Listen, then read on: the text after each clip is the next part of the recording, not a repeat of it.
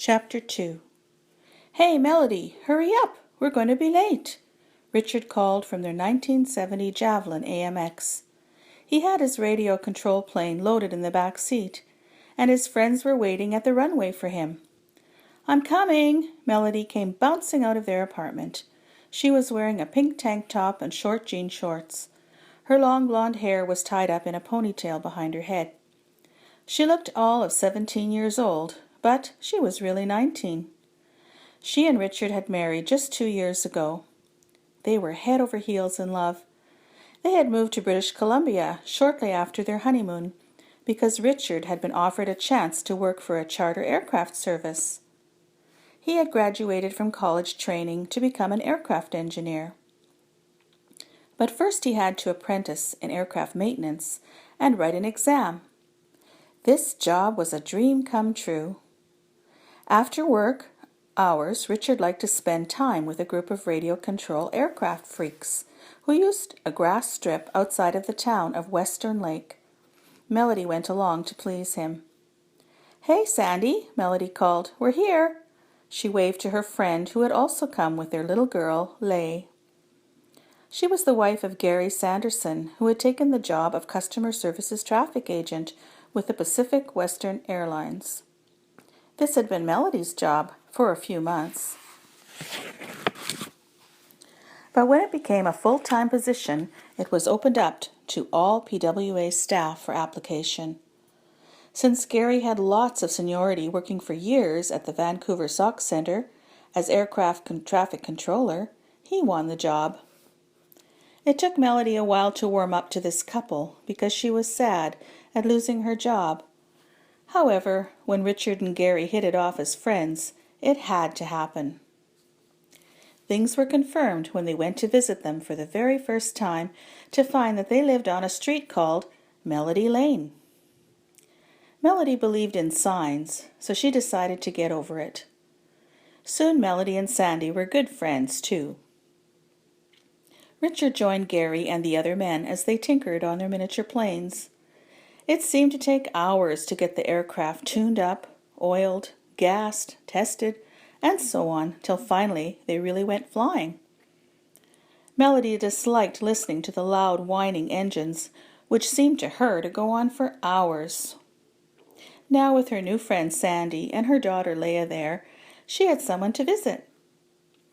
Melody sat down on a plaid woolen blanket beside the other two women. She looked up to see one of the sailplanes taking wing at the end of the grass airstrip. "How long have you been here?" she asked. "About an hour or so," Sandee responded. "Would you like a cup of coffee?" she continued, reaching for her thermos. "Sure, love some." Melody was grateful for the steaming brew. She was a true coffeeaholic, as anyone that knew her would attest to. "I brought a couple of magazines with me, in case there was no one else to visit with." Melody picked up the latest Women's World copy and offered it to Sandee. "I brought my hacky sack too, Leah." Sandee's 10-year-old daughter stood up and began to demonstrate the fine art of kicking the little leather ball pouch from one knee to the other. "Wow, you're really getting good at that, dear," her mother commented. "So, Melody, did you get that job you were applying for?" "I believe the interview went really well. They're going to let me know next week," Melody replied. She had applied with the Department of Forests Air Tanker Base at the Western Lake Airport. After she lost her job working for PWA, she had heard about this one. "It's a dispatcher position, and I'd be able to work at the airport where Richard works. We could see each other sometimes.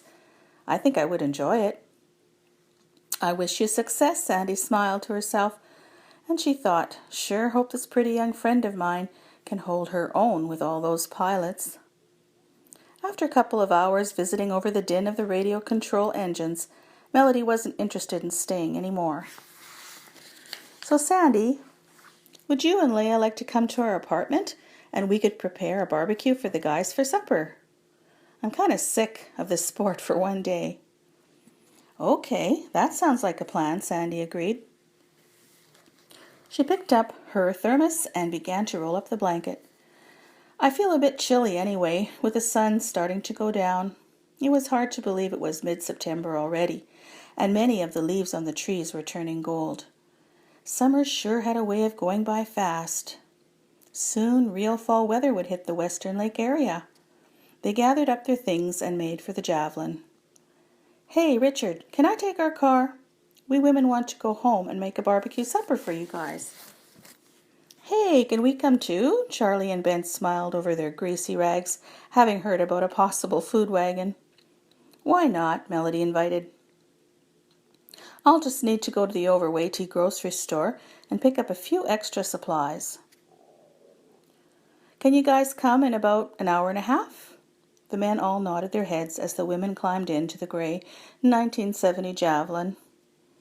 Melody started the engine. Soon they were driving the long, winding roads down the mountains from the outskirts of town.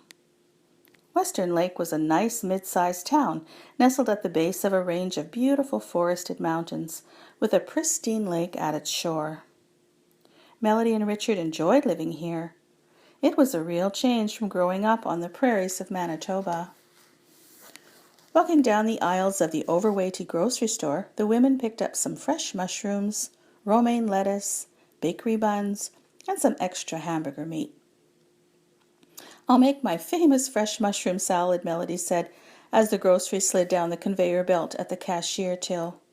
She was getting her wallet out of her brown suede purse when Sandee said, "No, let me get some of that." She insisted. "I would like to pay for that meat, miss." She grabbed the packages of burger away. Laughing, the two friends picked up their bulging brown paper bags and headed back to the car. "It sure is a lovely day for a barbecue," Sandee commented, as they drove up to the Wolf's apartment on Wagon Street. Melody turned her key in the lock in the front door and opened it wide to invite her friends in. Leah and Sandee dumped their heavy brown sacks onto the kitchen table. "How about I go get the coals onto the grill and light it, while you two mix up the hamburger meat?" Melody suggested. "Sure thing." Sandee was already rummaging through a drawer for an apron. She knew where Melody kept her things. Later, all the men were sitting around on their lawn chairs, their bellies full from feasting on the tasty burgers, fresh mushroom salad. They sipped their cokes and coffees contentedly.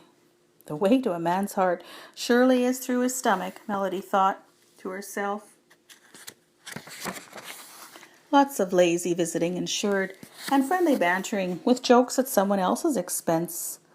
It got gradually darker outside, but with a few blankets and jackets, everyone was content to pretend it was still summer. "Gary, I think we should head home," Sandee pointed to their daughter, who had fallen asleep in front of the television beside the apartment. "Yeah, it is getting late," Gary agreed as he rose up out of his lawn chair and folded it up.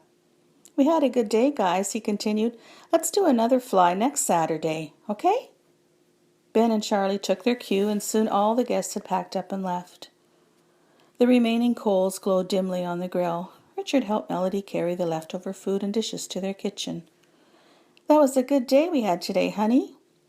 He circled his arms around her slim waist.